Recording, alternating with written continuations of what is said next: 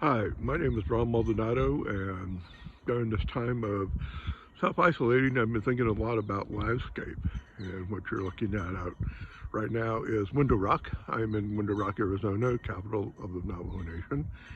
I'm an archaeologist, and I've lived and worked out here on the nation for a little over 30 years. Window Rock itself is a sacred site. It is part of the waterway ceremony, which is a fertility ceremony for the Navajo. They no longer practice it. They turned it into a park probably about 20 plus years ago.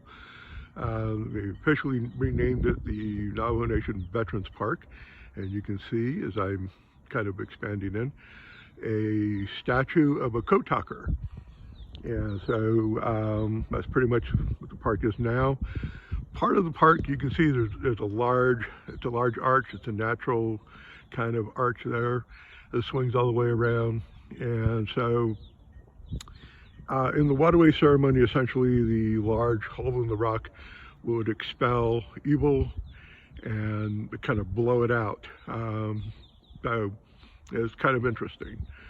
But at the base of the Window Rock was a small prehistoric pueblo, an Anasazi site, that was crushed by a rock slide from the hole probably about 15 years ago. It came down and kind of buried it under a few tons of rubble.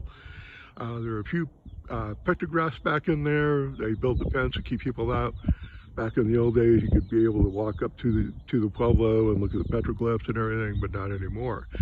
And as part of the self-isolation, you can see that I'm standing far away from Window Rock. Normally I would be up much closer because of the they banned us from parking, basically. So that's my quick tour, and I hope you enjoyed it. Bye. Hi, this is Ron Maldonado again, archaeologist living and working on the Navajo Nation for the past 30 years. What I'm showing you here is the Navajo Nation Tribal Council. It is a National Historic Landmark. It was placed on the Registry of Historic Places probably about 15 years ago. It's the only tribal council in the U.S. that is on the National Register and a national landmark.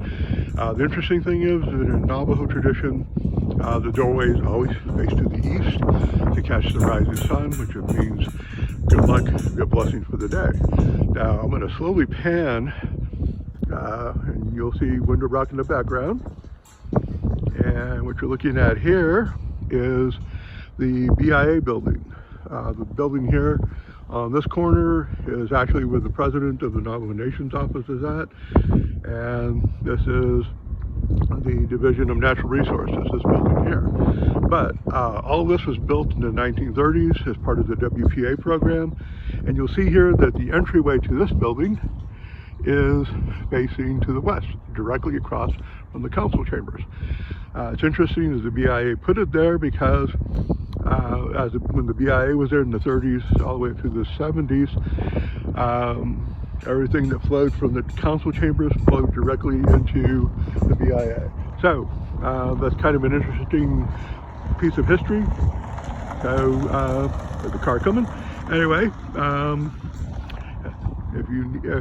that's it. Take care.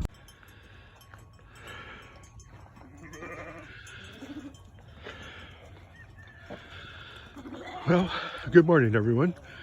This is Ron Maldonado coming to you from the Navajo Nation, showing you our small sheep herd that my mother-in-law maintains out here.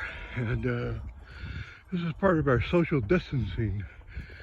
This is my nephew, Tyler. He's our main sheep herder.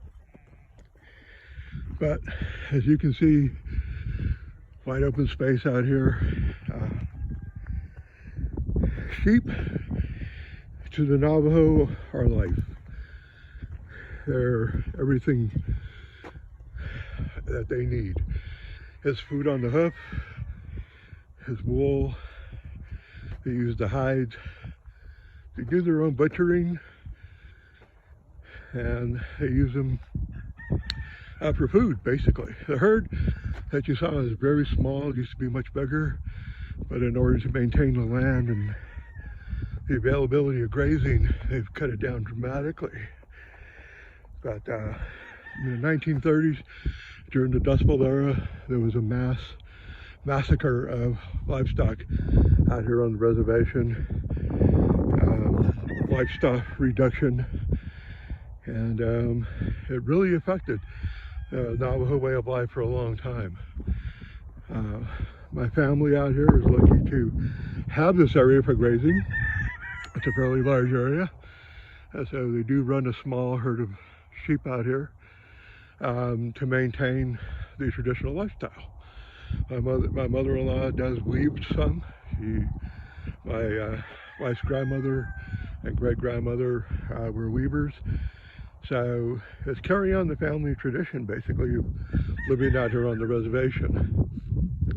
So that's a really brief look of an early morning out here on the reservation, and I'll be talking to you soon.